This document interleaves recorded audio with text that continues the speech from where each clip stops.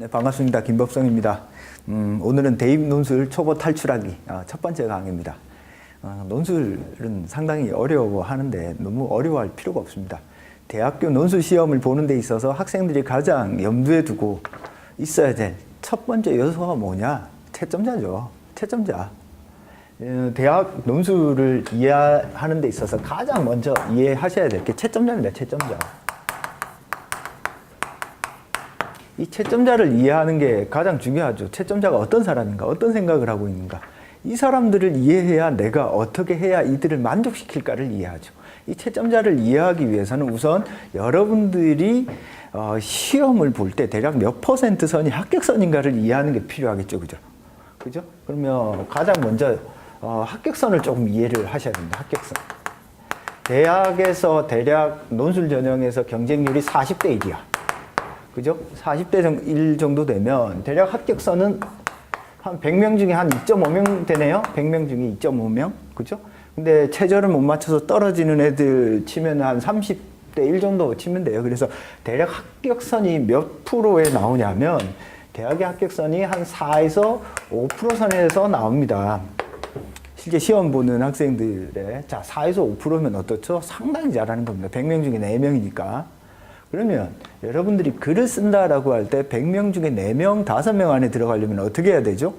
탁월한 글을 써야 됩니다. 채점자 눈에 확 들어오게. 근데 이 퍼센테이지가 희한해요. 평상시에 학생들이 글을 쓰는 어떤 패턴이나 채점들을 해보면 딱 요 퍼센테이지의 아이들이 딱 경계해서 학생들이 있고 없고가 나눠집니다.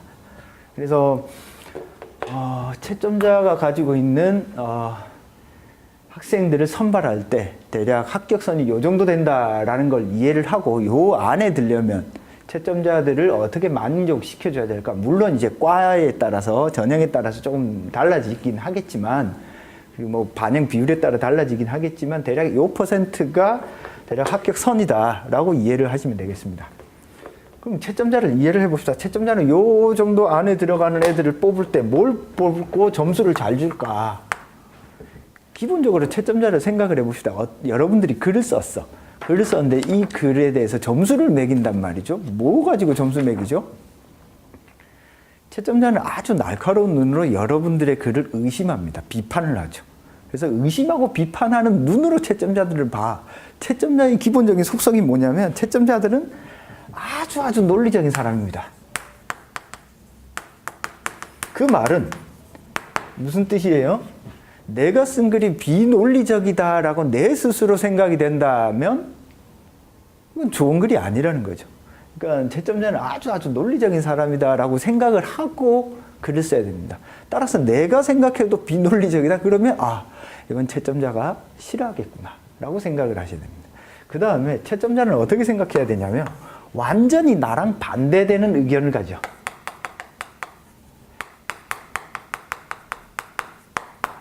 이렇게 가정을 하고 쓰라는 뜻입니다. 생각을 하라는 뜻입니다. 나랑은 완전히 반대돼요. 내가 어떤 말을 하건 사사건건 시비를 거는 어떤 엄마 같은 존재. 무슨 말인지 알겠죠?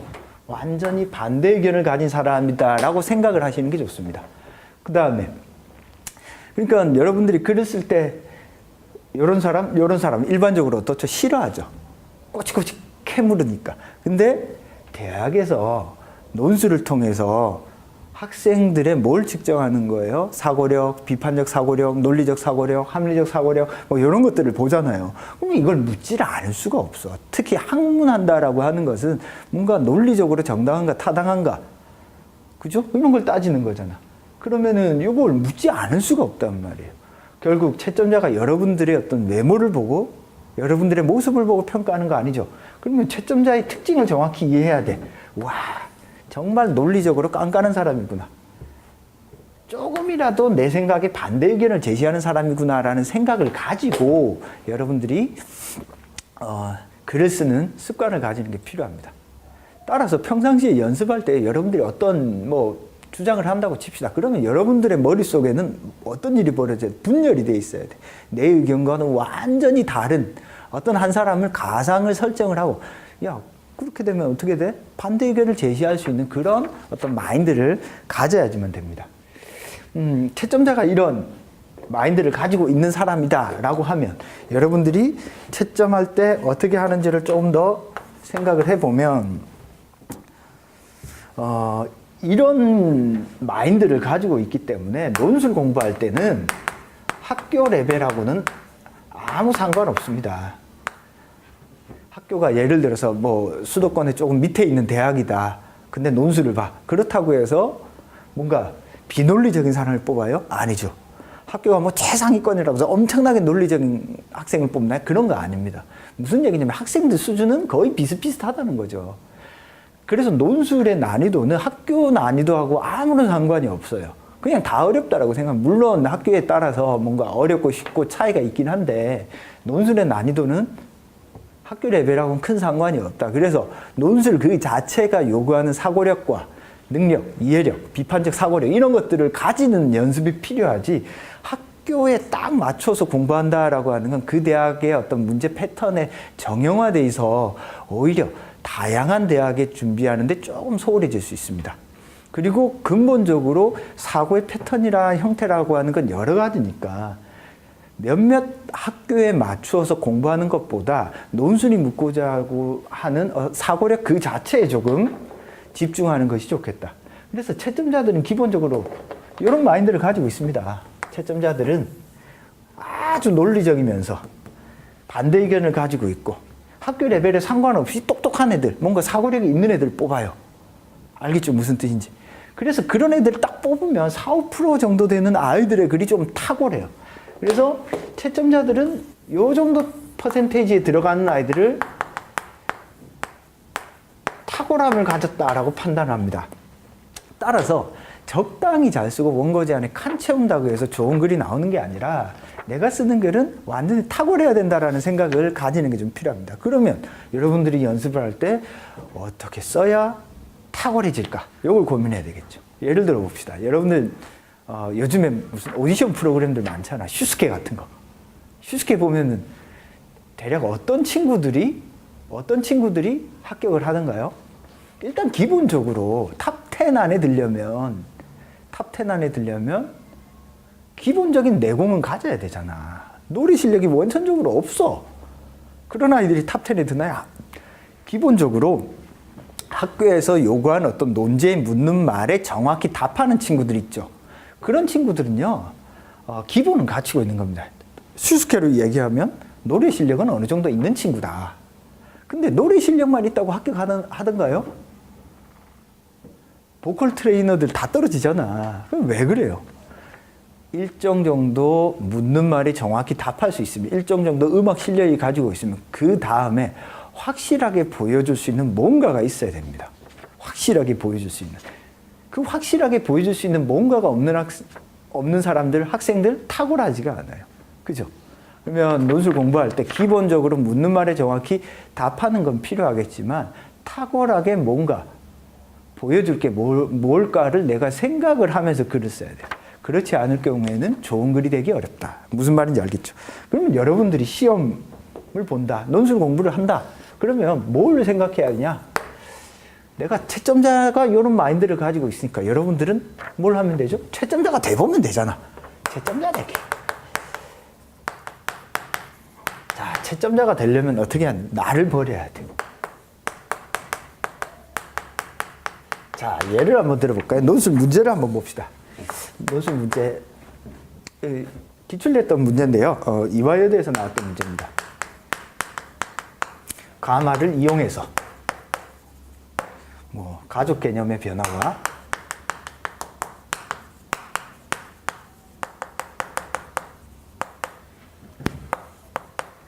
현대사회에서 가족의 의미에 대해서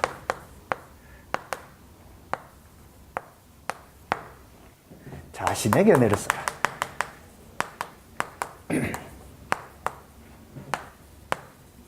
요즘에 이화여대는 이렇게 나오진 않지만 일단 자주 나오는 문제 패턴 중에 하나니까 요거 한번 봅시다. 자, 이런 질문을 던졌다라고 칩시다. 자, 학교에서 출제위원이 이런 질문을 던졌어. 그러면 나는 뭐 해야 되죠? 이런 질문에 명확히 답을 해야지. 논술 간단해. 묻는 말에 답하면 되잖아요. 답을 안 하는 친구들이 있습니다. 답을 안 하는 친구. 어떻게 해요? 가마를 이용해서 가족 개념의 변화와 현대사회의 가족의 의미에 대해서 쓰라고 했잖아. 그럼 가마를 이용해야죠. 학생들 중에 그냥 가나다라 말을 요약 정리하는 친구도 있어요. 이건 뭐죠? 묻는 말에 답을 안 한 거야.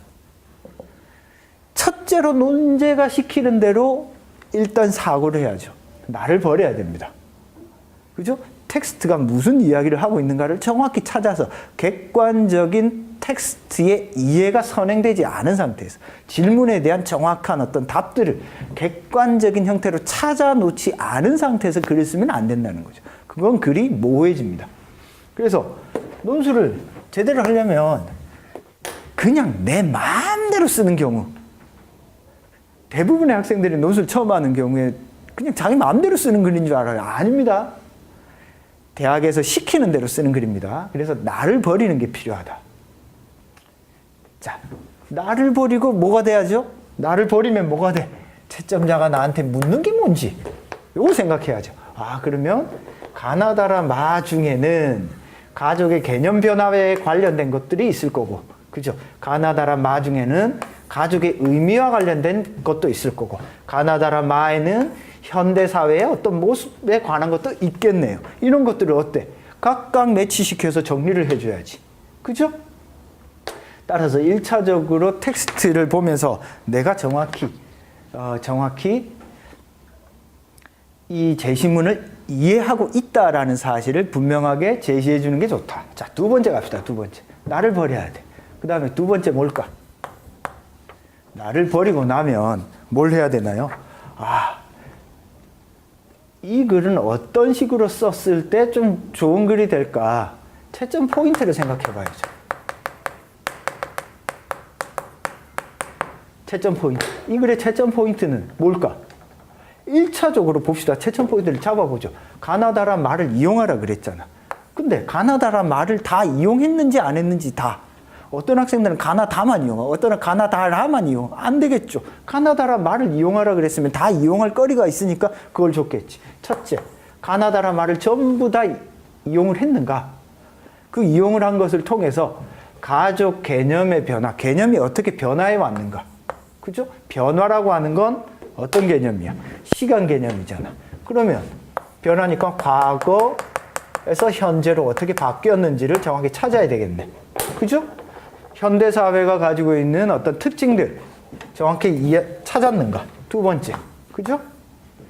그래서 가족의 의미와 관련해서 뭔가 가족이 현대사회에서 현대사회의 불안을 해소하는 의미가 있다라든지 뭐 어떤 의미든지 제시문에 있는 걸 찾았는지. 기본적으로 1, 2, 3이네요. 3, 4. 이건 무조건 이 질문에 대한 답이 있어야 돼요. 논술할 때 제일 학생들이 실력이 안 느는 케이스, 질문에 답을 안 해. 질문에. 그냥 자기 마음대로 써요. 그건 무조건 오답입니다. 알겠죠? 근데 요거를 일단 찾았으면 이건 뭐 기본이야. 노래 실력을 갖춘 거야. 이건 기본이야. 기본. 요걸로 변별되는 거 아니에요. 자, 그 다음에 자신의 견해를 논술하라 그랬으니까 자신의 견해를 논술하라. 채점 포인트가 뭐예요? 이 5가지야. 그죠? 여기 정확히 있나 없나를 분명히 제시를 해줘야 되겠네요. 그죠? 자, 그 다음에 이렇게 나를 버려서 텍스트가 가지고 있는 어떤 채점 포인트를 정확히 이해해서 뭘 하는 거죠? 제시문에 대한 뭐 독해를 하는 거야. 독해를 하고 나면 그 다음에 뭘 해야 돼요? 세 번째. 다시 여기다 쓰겠습니다. 세 번째. 이제 다시 나를 찾아야 돼.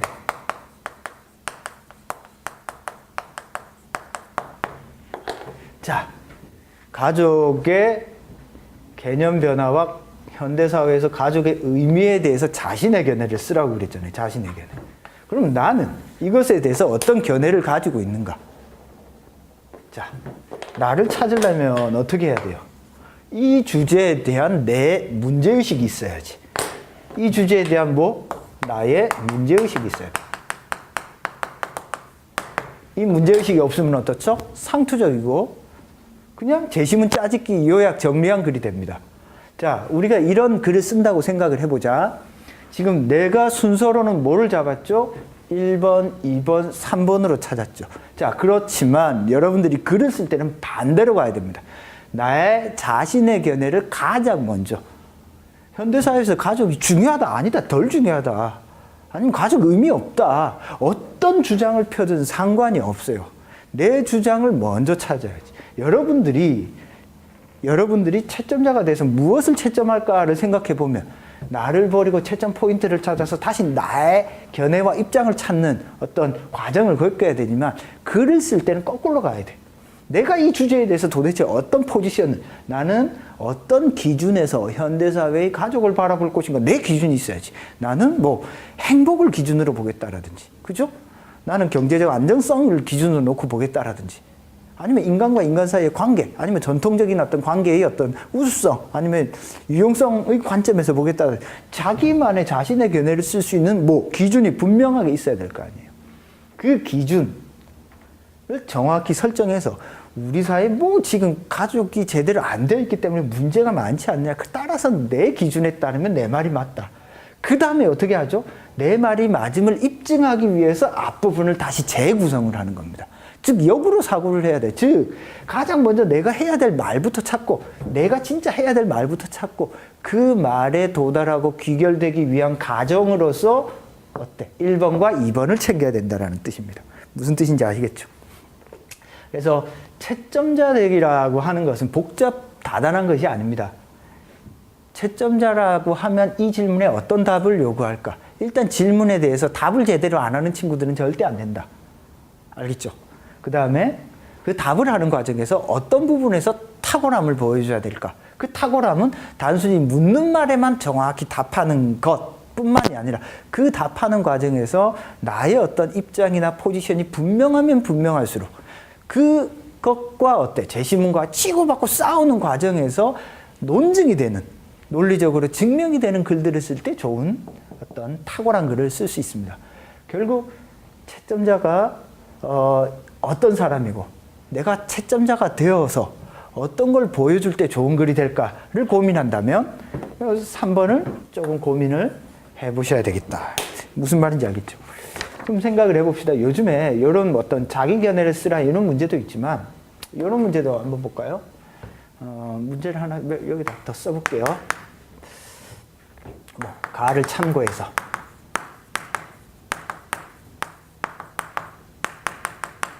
나를 설명하라.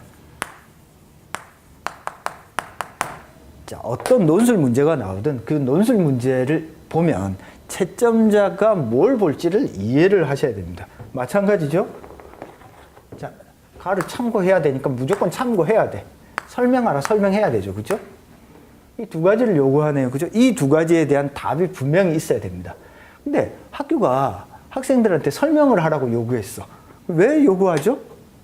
왜 요구하죠?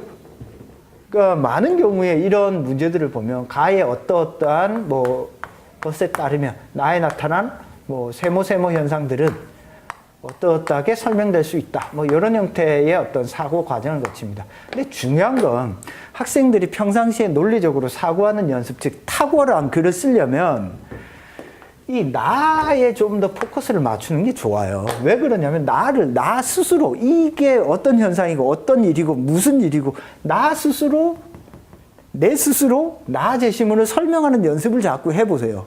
내 스스로.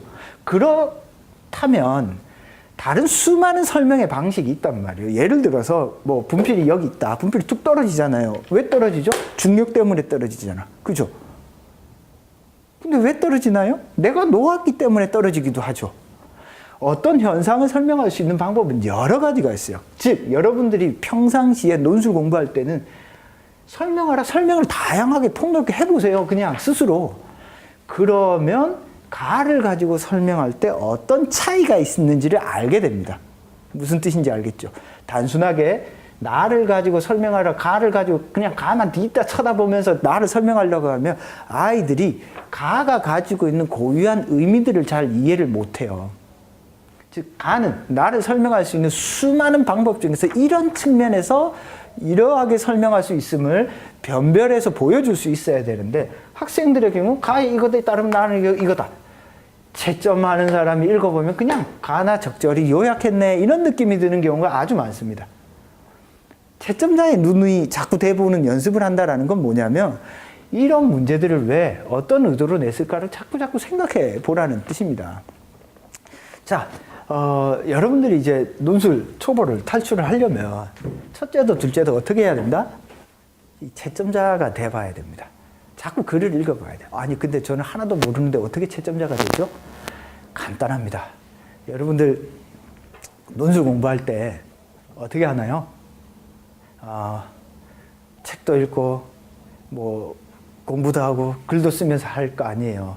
근데 평상시에 여러분들은 충분히 논술 공부를 하고 있습니다. 엄마나 아빠가 잔소리할 때 어떻게 하죠? 내가 알아서 할게. 엄마랑 싸울 때 어떻게 하죠? 엄청나게 치고받고 싸우면서 말싸움 진짜 킹왕짱 진짜 잘하잖아요. 그렇게 하는 능력만 있으면 어떤 경우에도 다 가능합니다. 무슨 말이냐면 어떤 경우에도 여러분들은 자기 스스로 사고할 수 있는 능력이 있어요. 다만 논술에서 나오는 주제들이 조금 낯설기 때문에 이게 맞나 틀리나 두려워서 못할 뿐이에요. 채점자가 된다는 거 간단합니다. 그냥 따져봐. 맞는지 틀린지.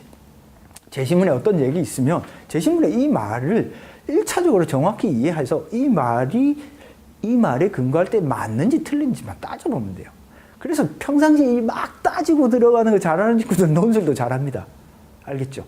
그러니까 너무나 복잡하거나 어렵게 생각하지 말고 따지고 들어가는 능력만 있으면, 그리고 내 말을 입증할 수 있는 능력만 있으면 채점자가 시키는 말에 충분히 다 답을 하고 그 다음에 진짜 그런가 조금만 더 따져보는 요거 한 20%입니다. 사실 그것만 있으면 탁월한 글을 쓸 수 있게 됩니다. 무슨 뜻인지 아시겠죠? 오늘 첫 강은 이렇게 잠깐 간략하게 이야기를 하고요. 오늘 첫 강은 좀 쉽게 이야기하려고 했는데 하다 보니까 조금 어려워졌네요. 간단하게 이렇게 마무리하도록 하겠습니다. 감사합니다.